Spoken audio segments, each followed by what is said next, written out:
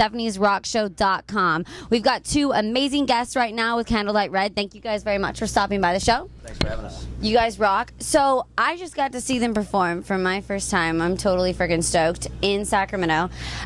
What kind of got you guys both into the music scene? Who influenced you guys? Who wants to start? You know, I had no interest in being in music at all, but I was getting arrested. Can I swear in here? Yeah. All right, I was getting arrested and shit when I was younger, and my mom said I needed a hobby, so she bought me a guitar, and I had a couple lessons, and I was probably like 15 or 16 when I learned my first instrument. I was into like rap and shit. It was horrible, so my mom kind of got me into it. Your mom saved you and introduced you to good music. She she saved me, and I don't know if she saved me or set me up for disaster later. Well, she saved you from rap music, but she might have set you up for a crazier. She ruined my liver. Blame your mom for the second liver. And what inspired you to get into music? My dad was a musician, and my older sisters were big into music. My sister Karen took guitar lessons, and when I was a kid, I wanted to do everything that she did. So I ended up sticking with it and playing in bands throughout high school, and I just kind of something that's always kind of stuck with me. What inspires you to give those crazy looks on stage too? I saw you give some crazy looks. It was awesome. It was like psycho ex-girlfriend kind of looks. I don't know. Like some things, I'm told the wah-wah is like a very lyrical thing. So I don't realize I'm kind of mouthing the phrases because in my head they sound like in my head I'm trying to make the guitar, say things. I don't really realize I'm doing it. I think also it just comes from a little bit of experience. When I was younger and you play in bands, you just stand there and you realize people are watching you and they have a shorter attention span and you got to try to look at them and get their attention. And so I think it's something that's just in the back of my mind. And we you just guys don't just play. You put on a show. Yeah, we just kind of we try to put on a show. And we just kind of try to lose ourselves in the performance and just give it our all. Yeah. Very neat, very neat. And then Ryan, so vocally, I think you're great. You're all over the place. Like, who do you think you would sound most like that's really out there right now? Yeah, that's a funny question. I actually don't like to be compared to, I actually heard that it's actually kind of an insult to when somebody says, hey, you sound a lot like this person. I'd hope that I just sound like me. I don't go for any certain sound. I just I sing the way I sing, and hopefully people like it. That's legit. Yeah. So we did hear that one sing. I remember that a long time ago. We just let the original singer for Decipher Down. It sounds a little bit like you. Okay. I just mean, what have you gotten? That I can, and I didn't even hear them until then. But there's like a song in there. I was like, dude, it sounds just like you. And I listened to it, and it does sound just like me. You guys are twins, separated. Our old bass player, we were driving somewhere, and he was in the back seat, and I just joined the band, and I was like, yeah, dude, this is my old band. I put it in. He was completely convinced. He's like, dude, these guys are pretty good. You guys got him. I like it. So were either of you guys fans of Seven Dust before the tour? Oh, yeah. Yeah? I was a Seven Dust fan since I started, playing music.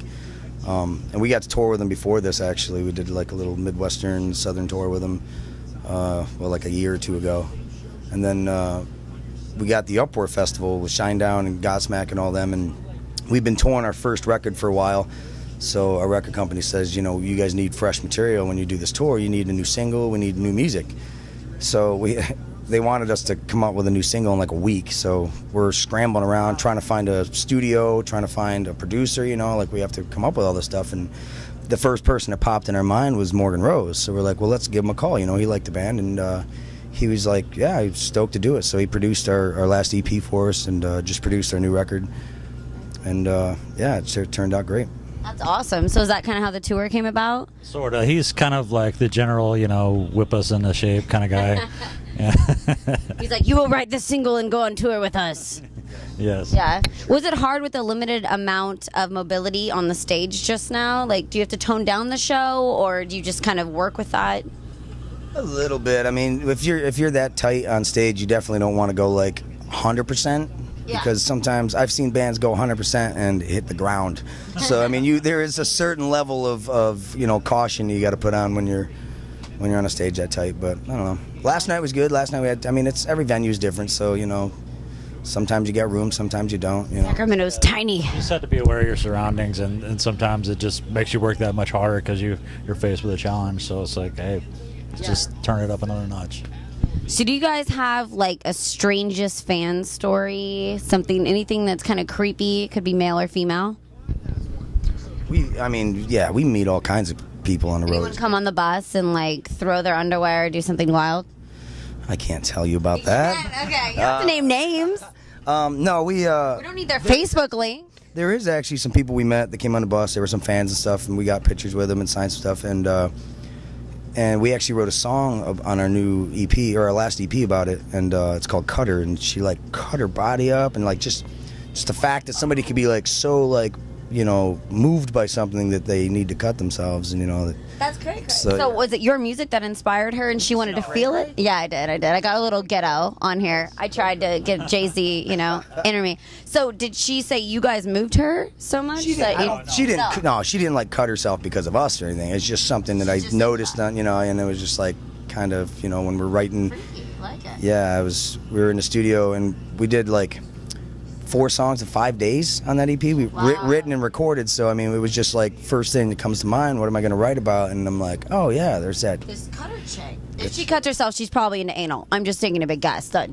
She'd be down for whatever. Definitely in anal both for holes. sure. Wow, she sounds like a winner. That's awesome. I'm bummed I missed this party. She sounds like a girl that would let me spit in her mouth. Yeah, and you can take home to mom on Easter. Today is Easter. It is Easter Sunday. She's one of those girls. I love it. Well, thank you guys so much for stopping by 96.7 Metal Update, and I'm excited that we get to see you guys play, and you'll also be on StefaniesRockShow.com. Check it out.